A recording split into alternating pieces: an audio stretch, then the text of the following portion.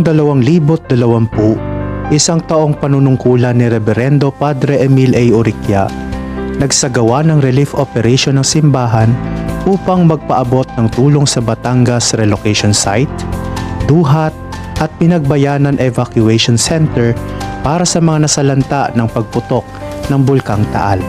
Makalipas ang ilang buwan, umiral ang pandemya sa ating bansa. Nalimitahan ang pisikal na pagdalo ng banal na misa at tumaas ang pangangailangan ng ating mga kababayan.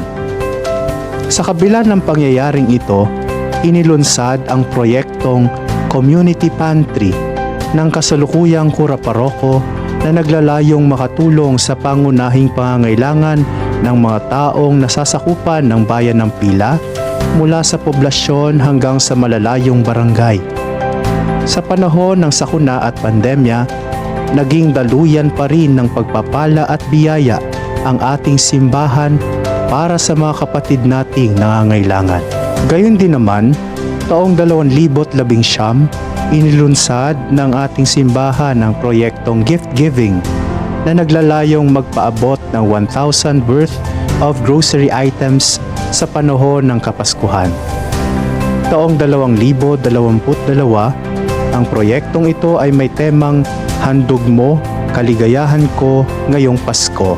Taong 2023, Pamaskong Handog ni San Antonio.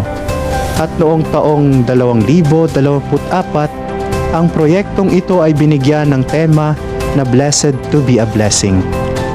1,500 katao ang nakatanggap ng biyaya sa taong ito mula sa ating simbahan sa tulong ni San Antonio de Padua sa panahon ng Kapaskuhan.